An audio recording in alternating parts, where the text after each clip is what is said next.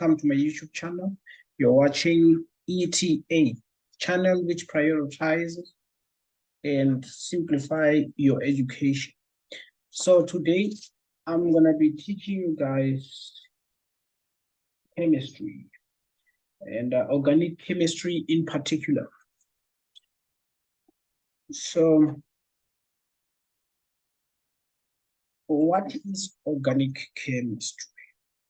Organic chemistry deals with organics, as the name says it all.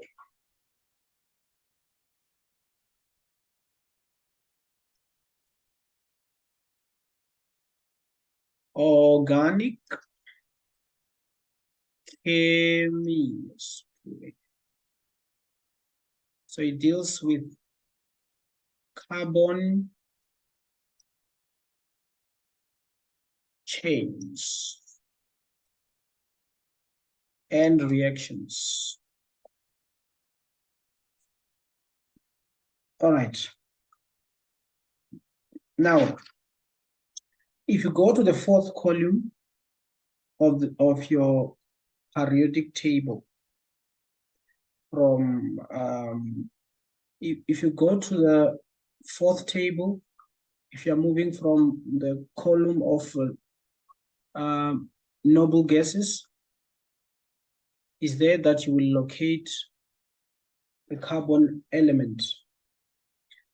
So because you move 4 steps from the noble gas column, carbon tends to either gain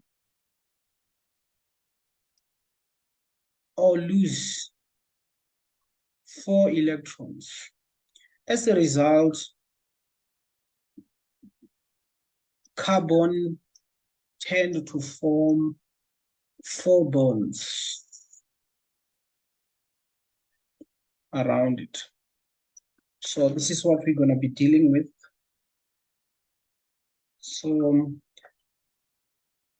if you go to the periodic table, which I'm not going to open right now, you will also find that oxygen is 2 paces from the column of noble gases. So as a result, oxygen tends to gain electrons.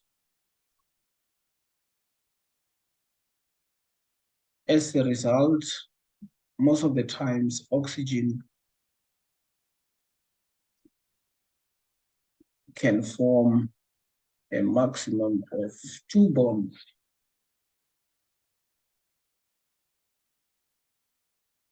Same thing with halogens.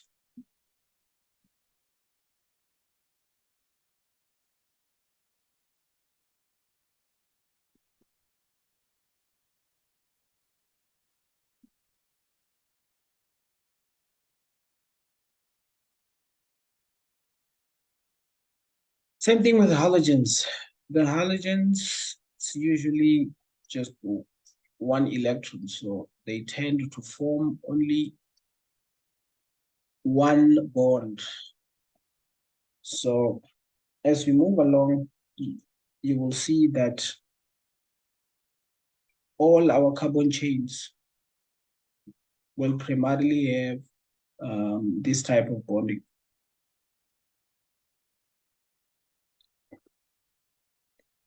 So let us go to the classification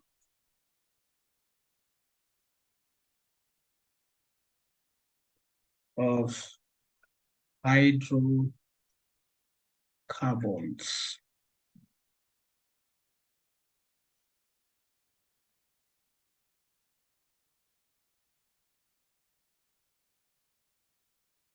Okay, now what are hydrocarbons? Hydrocarbons contain mainly carbon and hydrogens in their chains.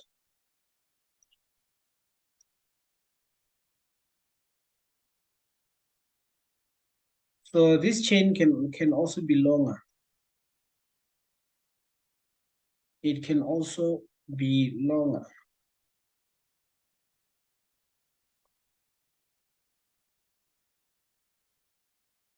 Depending on how many carbons are bonded to our chain. Now, the first one, we have alkanes.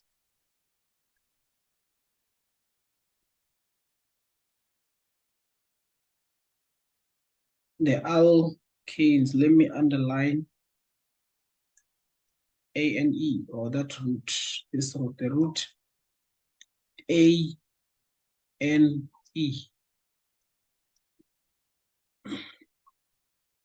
So this the chemical formulas, the general chemical formula for the alkanes is CnH2n plus 2. So it's typically, as you can notice, there's 4 bonds around the carbon. So this is where hydrogens will attach, or any other elements. Say, for instance, your bromium, you can have your chloride, they can attach as well. Like, the other thing you will notice is that there's only single bonds. So this chain is saturated.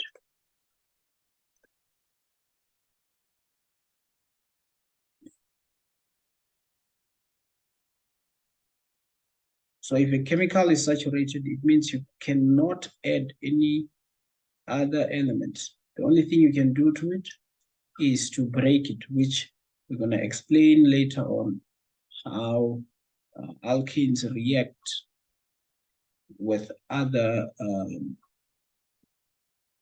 chemicals. The second one is alkyne.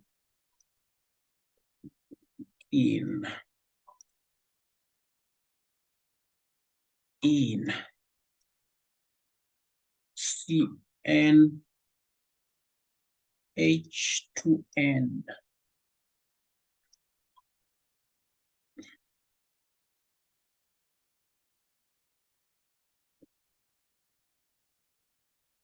As you can see, there's a double bond, meaning it's unsaturated.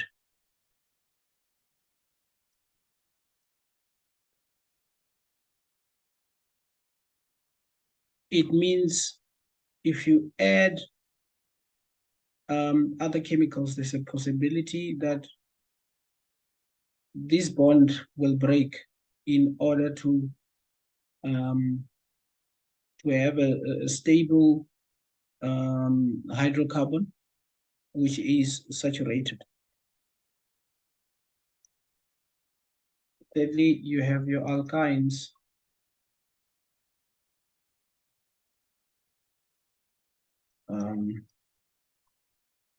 YNE.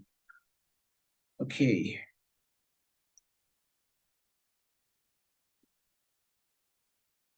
So the general chemical formula, CnH2n minus 2.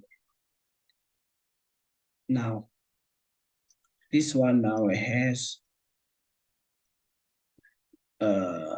triple bonds. As you can see, carbon is surrounded by 4 bonds still. You count them 1, 2, 3, 4. Even this one, it's the same thing. This one is very unsaturated.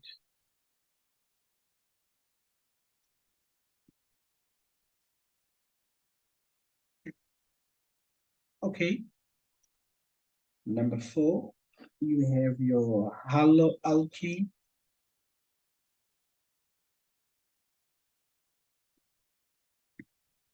Now, this is an alkene which has at least one halogen element in the chain. So the chemical formula, so the root is still the same. The chemical formula will be CH2N plus 1. Let's say, for instance, if there's one halogen attached to the chain, then this 2 becomes a 1 because one of the halogen element replaces the hydrogen bonded to the carbon. And typically this is how the functional group is like.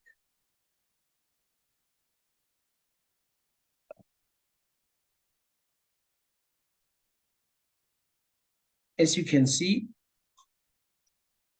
halogens tend to have only one bond attached to it. Carbons, 1, 2, 3, 4. All right. And number 5, you will have your alcohol.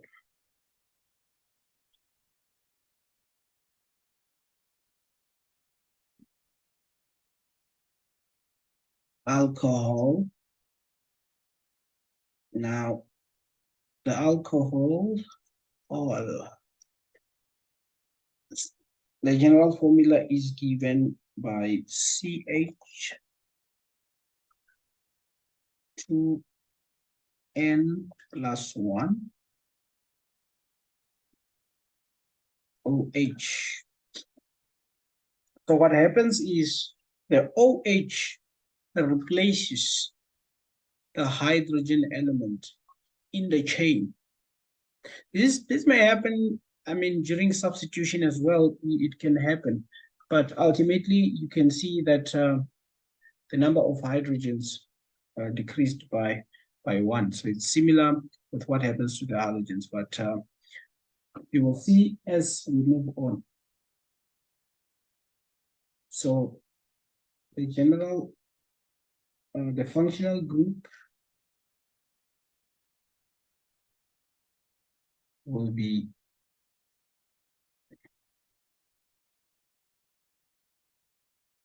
OH.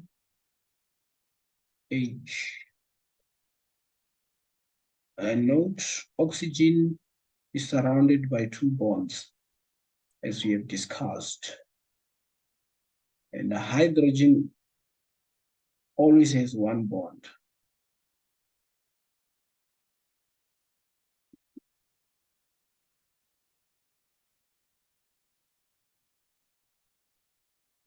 Number 6, you have your aldehyde. Now, your aldehyde, the root is ide. And your aldehyde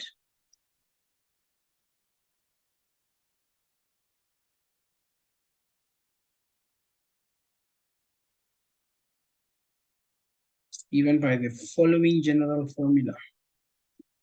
So now, something that you will notice is that because oxygen tends to form 2 bonds and it gains 2 electrons, it means as soon as you attach oxygen on an alkane, that 2 over there, it disappears completely because unlike OH or unlike halogens that only consumes or that only gains 1 electron, oxygen gains 2. So it's no longer 2n plus 2. It's now 2n plus 0 because oxygen has taken that 2 away. So this is an aldehyde. Now, an aldehyde is the following functional group.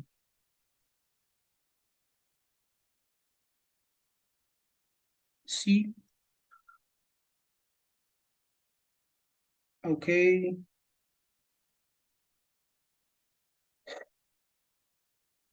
And C.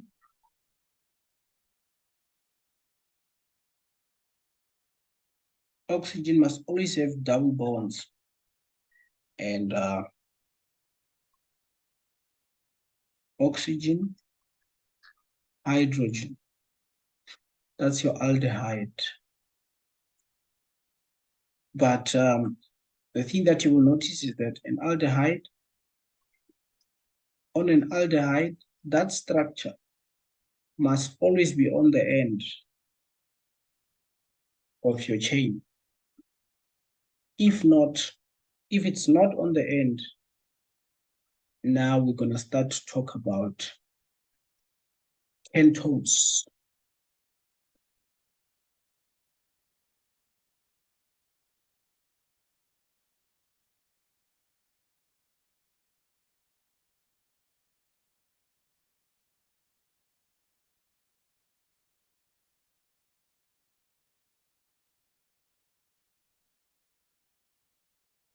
Now with ketones, the general formula or the functional group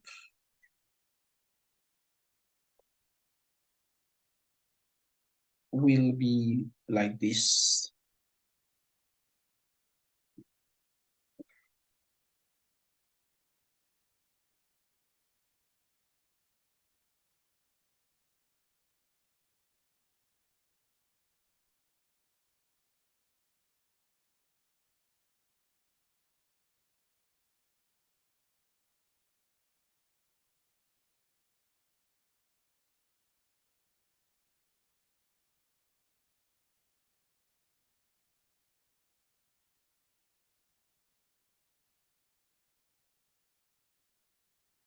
Now guys, sorry, I made a mistake here. I made a mistake on ketones.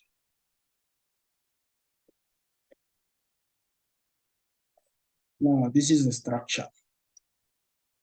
However, it must always be at the end.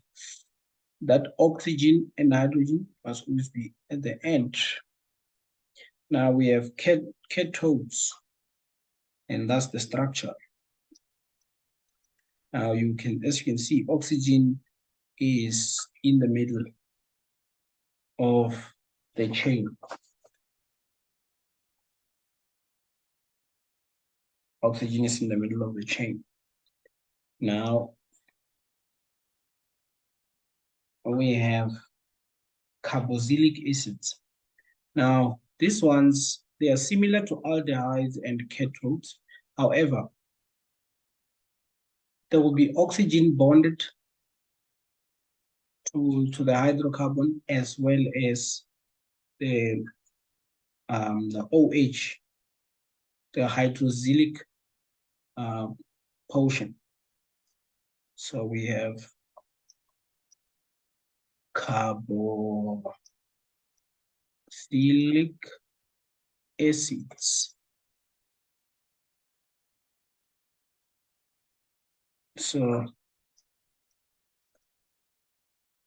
oic acids.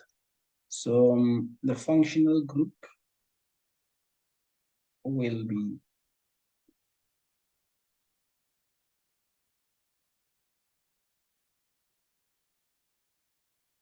O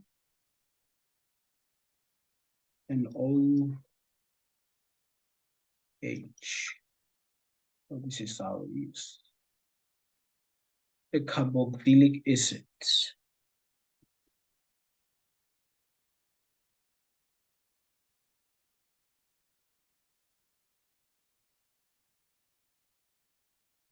Carboxylic acids, they always have an OH ending, or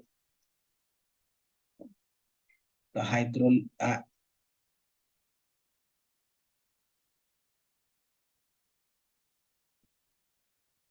they always have that ending. So as a result,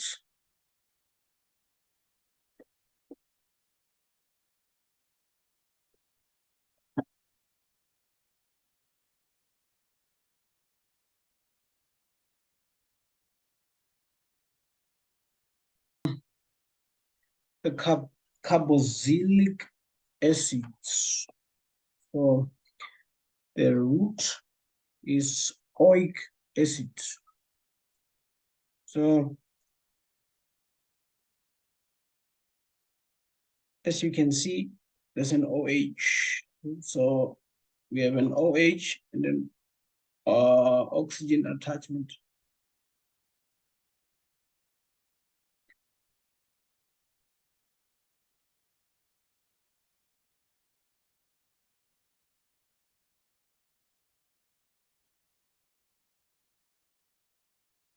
So again, when the OH is attached at the end or at the start of the chain, we can term it carboxylic acids. Carboxylic acids. However,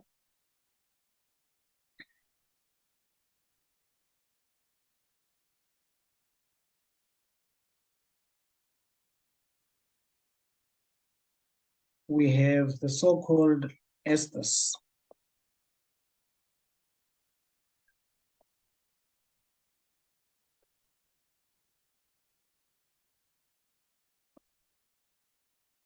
The root is OATE, O8. So this is the structure.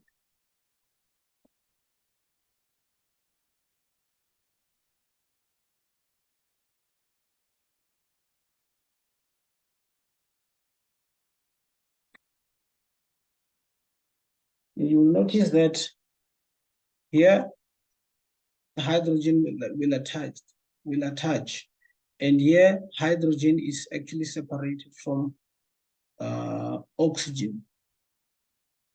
That's when we get esters.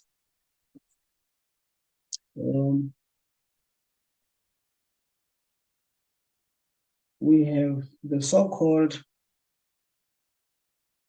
the IUPA naming system, the IUPAC naming system, which is the International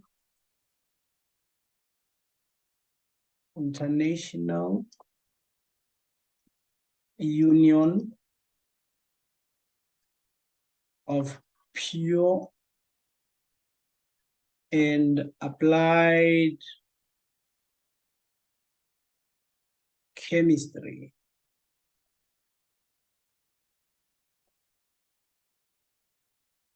So when we deal with the naming system, we have to understand that within the hydrocarbons, there are chains that have the same atoms but are of different compounds, and we call those isomers.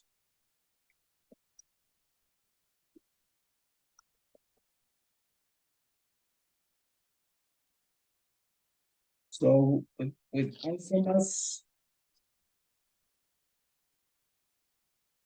same number of atoms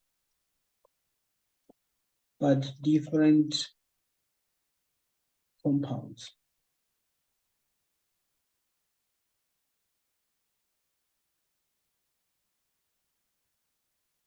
For instance, we have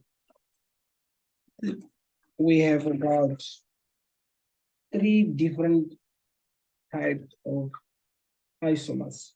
We have chain isomer, chain isomer,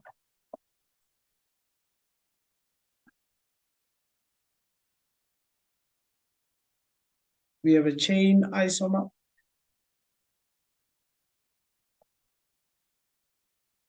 chain isomer. Typical example,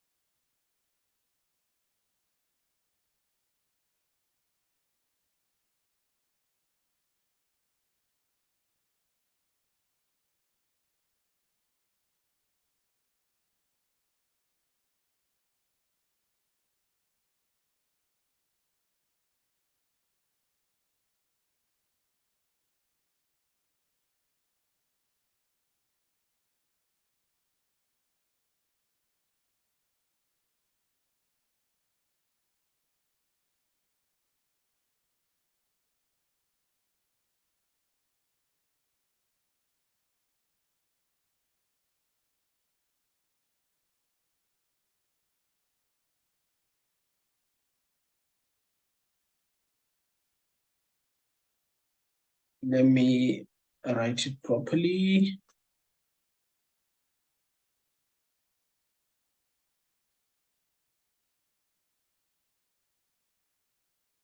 As you can see, we have the same amount of carbon. Four carbons here, and the number of hydrogens is 4. However, they have different naming system. This one is butane. Then this one is 2-methyl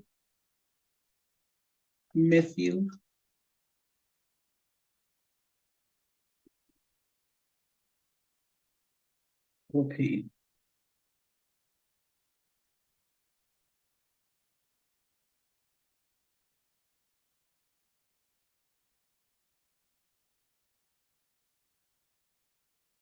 We also have so-called positional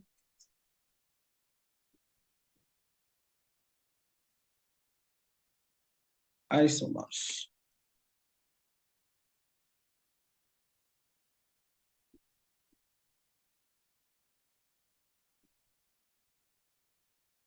I'm going to give you an example.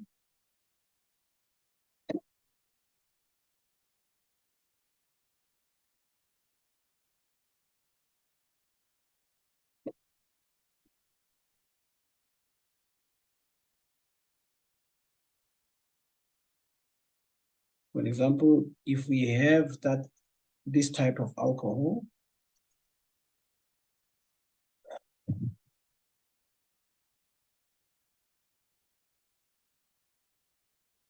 or this one,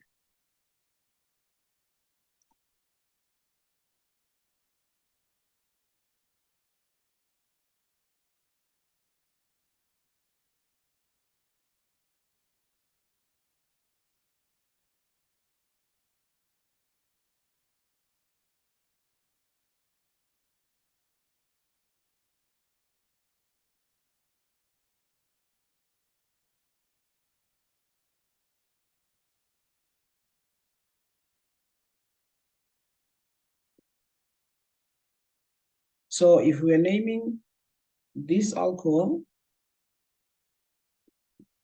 why is it alcohol? You can see there's a hydroxyl group, the OH. So that's alcohol. So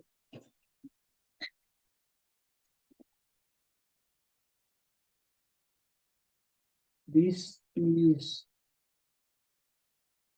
buta position 1.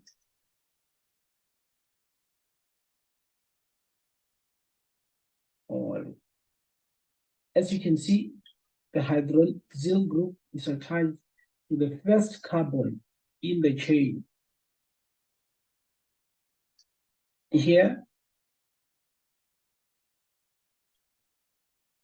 your OH or your hydroxyl group is attached to the second butan 2. All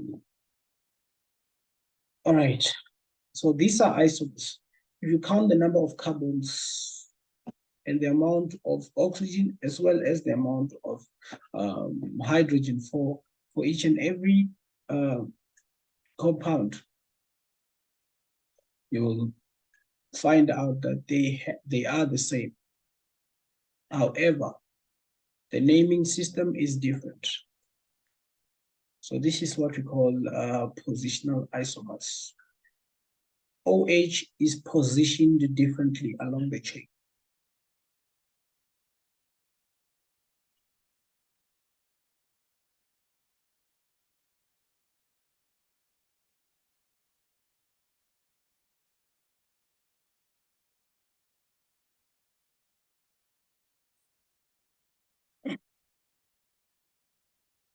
Now, the third one, I'm trying to add a page. Okay, all right, guys. let me end here. I'm gonna have part 2. I'm gonna continue.